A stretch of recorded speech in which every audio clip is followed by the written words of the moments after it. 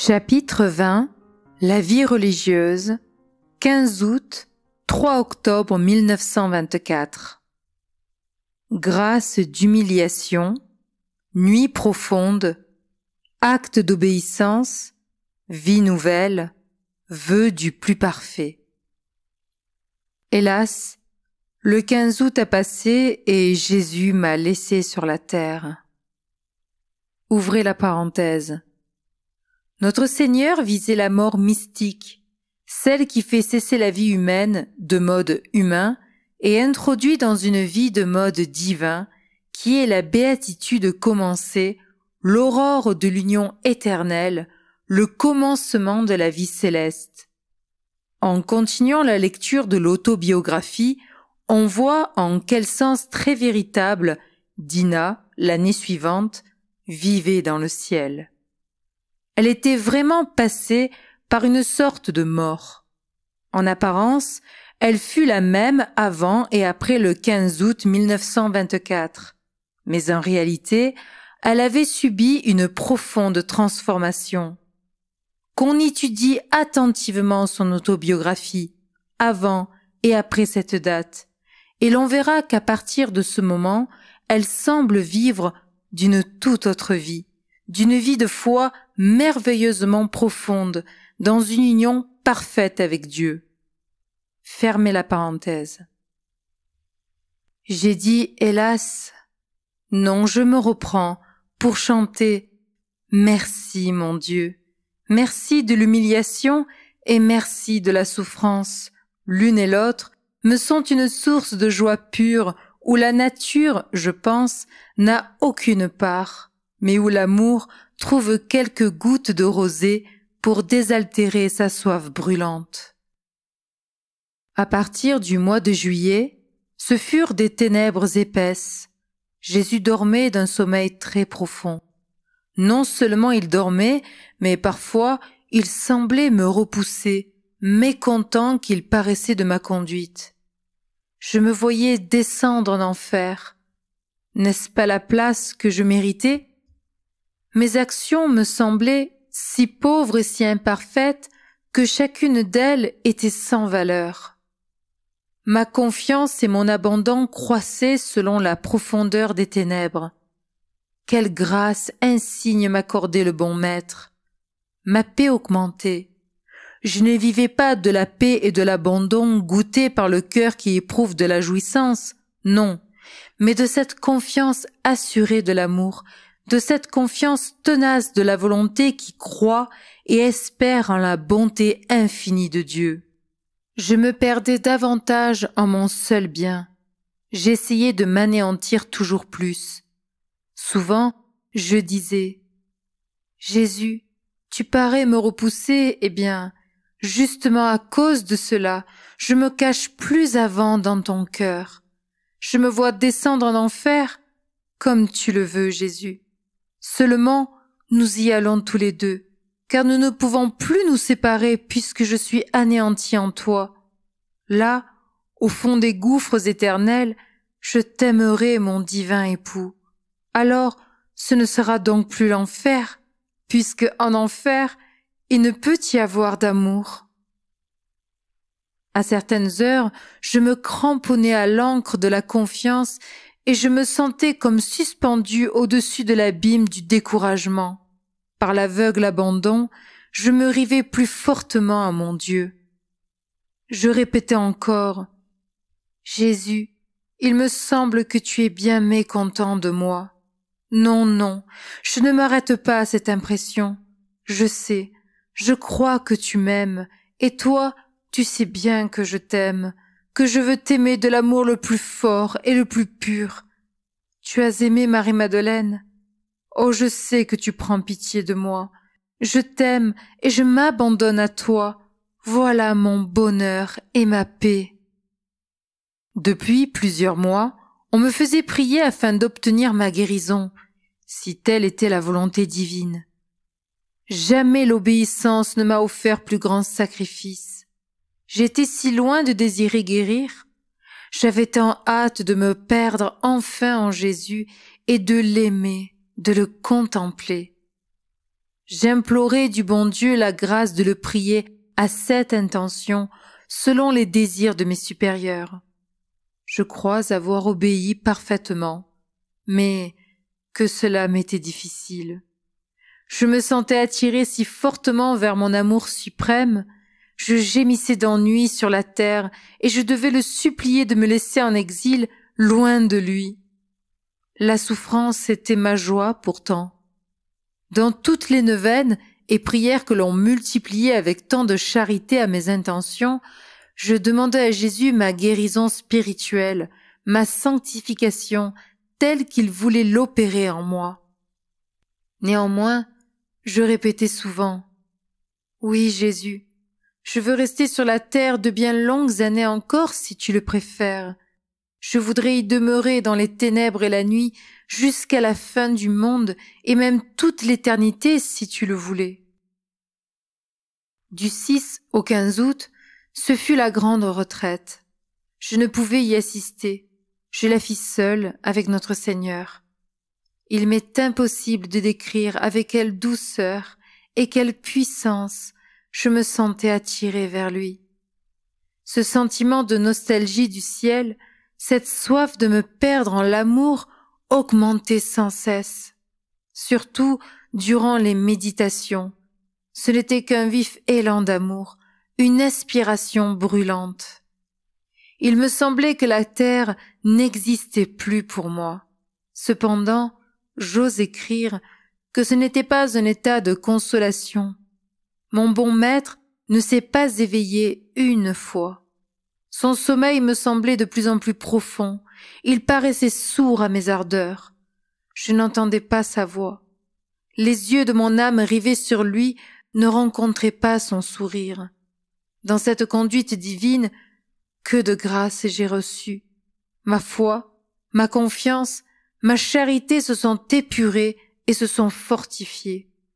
Jésus se laissait désirer par mon amour pour sa jouissance à lui. Puis le 15 août, la belle fête de l'Assomption arriva. La Vierge de l'amour, Marie, ma douce mère, fut fêtée au ciel, et Jésus me laissa sur la terre. Je m'étais donc trompé. Voilà bien tout ce que je suis capable de faire de moi-même, des sottises et des erreurs. À mon divin Maître, la vérité éternelle, louange, amour, gloire, honneur. À moi, néant misérable, humiliation et mépris. Je me trouvais plongé dans un abîme de ténèbres, je n'y voyais rien, je n'y comprenais rien, d'autant plus que notre Seigneur ne s'éveilla pas. Mais je ne m'arrêtais ni au désir de voir, ni au désir de comprendre. J'essayais de faire un acte d'abandon plus parfait, un acte d'amour plus pur, et je recommençais une vie toute nouvelle. Oui, je le répète, une vie nouvelle. Le mois d'août se termina, septembre passa, toujours la nuit. Le 2 octobre, en la fête des saints anges gardiens, Jésus me réservait une joie qui peut se comparer à celle de ma profession religieuse. Pour répondre à la divine volonté, je ne désirais donc plus émettre le vœu du plus parfait. Or, ce jour-là, spontanément, à l'heure où j'y pensais le moins, voilà que la seule permission qui, près d'1 an auparavant, m'avait été refusée, m'était alors accordée. Ô bonheur! Je croyais rêver. Et quelle permission! Celle de prononcer le vœu dans toute son étendue. Et quand? Dès le lendemain matin, 1er vendredi du mois. J'étais tout ému de reconnaissance envers notre Seigneur, qui m'offrait par là un océan de grâce. C'était la fin du jour. Quelques heures à peine me séparaient du moment solennel où, par vœu, ma donation envers mon céleste époux serait parfaite. Une grande paix m'inondait. Toute recueillie et anéantie dans le cœur de Jésus, je laissais la Sainte Vierge me préparer à ce grand acte. Je comprenais davantage ma faiblesse et mon impuissance, Mais ce sentiment de ma misère, sentiment profond comme un abîme sans limite, était justement la raison de ma confiance hardie envers notre Seigneur. Je voyais le sérieux d'un pareil vœu. Je n'étais ni craintive, ni hésitante, parce que j'étais sûre de Dieu. Jésus s'était substitué à mon être. C'est lui seul qui vivait en moi, donc c'est lui seul aussi qui remplirait les obligations d'un tel engagement. Ce qui me regardait moi, c'était de laisser faire mon divin maître, de le remercier, de l'aimer, de m'abandonner à sa conduite. Plus l'instant béni approchait, plus j'étais confondue par mon néant, et plus j'éprouvais de paix et d'assurance en mon bon maître, qui, cependant, me paraissait toujours dormir. Oui, il dormait, mais son cœur veillait. Quelle preuve plus grande de sa vigilance amoureuse pouvait-il me donner? Les ténèbres elles-mêmes m'étaient une grâce précieuse. Je n'allais pas laisser enchaîner mon âme par le lien sacré du plus parfait dans un moment de consolation intérieure ou d'enthousiasme passager. Non, l'amour seul me livrait à l'amour infini. Aussitôt après avoir reçu ma permission, un souvenir se présenta à mon esprit comme un trait de lumière éclairant à mes yeux une délicatesse divine. C'était le premier vendredi d'octobre, premier vendredi du mois du rosaire, que, à l'âge de 14 ans, j'avais consacré ma virginité à notre Seigneur. N'était-ce pas, de la part de Jésus et de Marie, une attention pleine de tendresse que de vouloir ma consécration parfaite en cet heureux anniversaire? La date différait, mais le mois et le jour étaient analogues. Enfin, ce fut le 3 octobre, à jamais mémorable. J'étais toujours à l'infirmerie. Le matin, je reçus la Sainte Communion et je me trouvais donc tout à fait seule avec mon divin hôte et sa cour invisible. Je me mis à genoux, les bras en croix, dans l'attitude de l'immolation. À ce moment, un sentiment indéfinissable de mon néant et de mon indignité me saisit. Ah, que je me sentis faible et pauvre! En même temps, ma confiance en Jésus devenait comme un océan sans horizon, engloutissant mes misères. Mon abandon à l'action de Jésus était mon assurance ferme et ma paix délicieuse. En cette attitude, dis-je, je renouvelais mes vœux de religion, c'est-à-dire d'obéissance, de pauvreté et de chasteté, et j'ajoutais « Mon Dieu, avec votre grâce sainte et le secours de Marie, ma bonne mère, je fais vœu du plus parfait.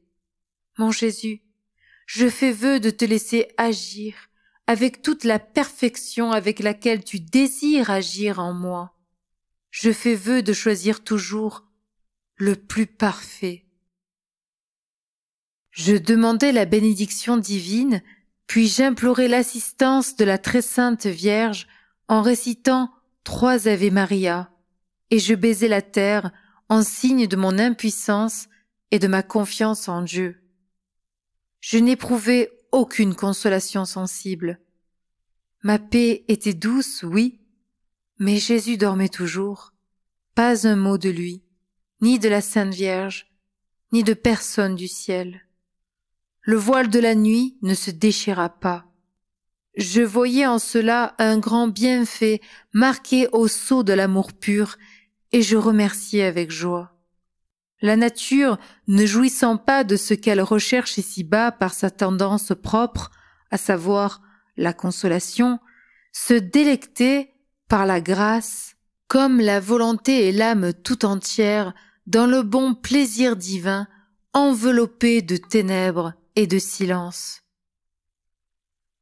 Ce fut comme un jour de noces spirituelles jusqu'au lendemain. Que le Seigneur est bon de nous faire goûter tant de bonheur sur la terre. Oui, comme il est doux le joug du Maître et combien son fardeau est léger. Loin de me sentir enchaînée par ce vœu rigoureux en apparence, j'étais plus libre que jamais, Et si ma liberté pouvait s'accroître, je dirais que de jour en jour, depuis 2 mois et demi, elle s'augmente sans cesse. C'est que Jésus est la vie, la force, le divin agissant en mon être.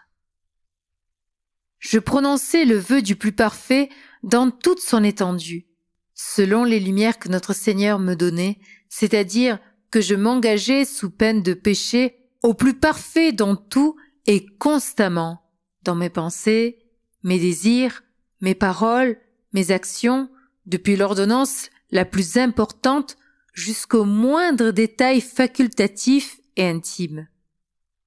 Toutes mes promesses passées fournissaient matière à mes engagements. Ainsi, j'avais promis à Jésus de ne plus penser au passé, de ne pas prévoir l'avenir, et dans le moment présent de ne m'occuper que de lui abandonnant la réparation du passé, la préparation de l'avenir et la perfection du présent. J'avais promis de ne consentir à aucune pensée inutile et de ne pas me permettre volontairement aucun mouvement physique inutile. En émettant le vœu dans toute son étendue, tout cela était compris. D'abord, l'obéissance était ma règle du plus parfait.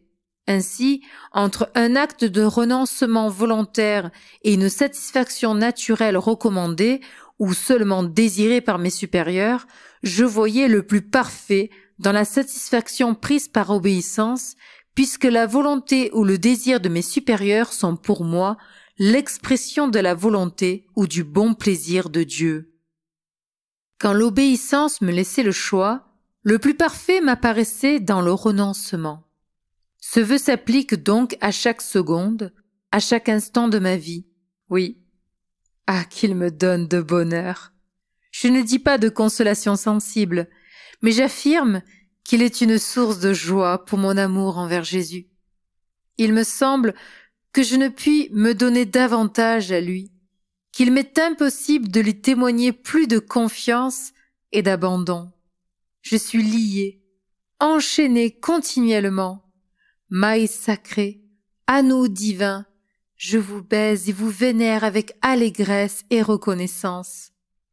D'autre part, cet engagement est pour moi comme un exercice de la vertu d'humilité à chaque moment. Il me fournit une série ininterrompue d'humiliations que la grâce me fait convertir en actes d'amour et de confiance. Je n'ai pas émis le vœu du plus parfait parce que je me sens parfaite. Oh non, non, 1000 fois non. Ô Jésus, garde-moi à jamais d'une erreur si prétentieuse et si ridicule.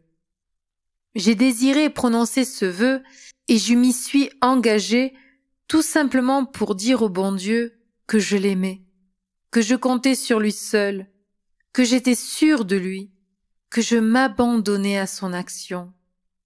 Il ne reste pas moins réel que je multiplie imperfections, manquements, sottises involontaires, c'est vrai. Mais tout cela me prouve ma misère, mon impuissance.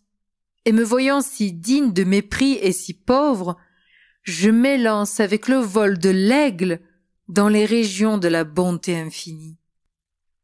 Je sais que ces indélicatesses réitérées envers Jésus ne lui causent pas de peine, parce que ma volonté n'y consent pas. Elle m'échappe, je dirais.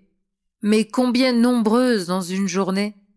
Et si j'avoue que ma volonté n'y consent pas, c'est pour louer la charité de notre Seigneur. En effet, tout en respectant ma liberté, il me donne sa grâce si forte, si puissante, que vraiment, il me serait plus difficile d'y résister que d'y être fidèle. Avec tant de secours et de miséricorde de la part de mon divin ouvrier, comment pourrais-je ne pas être abîmé dans mon néant? En reconnaissant mes imperfections, je dis à Jésus, « Voilà bien ce que je suis capable de faire. Je te la donne, cette sottise, et je t'abandonne le soin de la réparer. Pour cela, je t'aime. Oh, que je t'aime. » Puis souvent, je prends mon crucifix, je baise les plaies sacrées, la plaie de l'épaule droite et sa lèvre adorable, et j'ajoute, « Cher Jésus, si je n'avais pas commis cette sottise, tu n'aurais pas eu tant de baisers, et tant d'actes d'amour. Je pense que mon doux maître se plaît à me laisser manquer involontairement pour exercer sa miséricorde à mon égard et me faire produire des actes de confiance plus grandes. Ce qui est certain, c'est que mes bévues développent en mon âme l'amour et l'humilité. Je ne suis pas capable de traduire jusqu'à quel point je me vois digne de mépris. Chaque matin, je renouvelle mon vœu béni dans les mêmes circonstances et de la même manière qu'au premier jour. Je suis si heureuse que le langage de la terre ne dit rien de mon bonheur.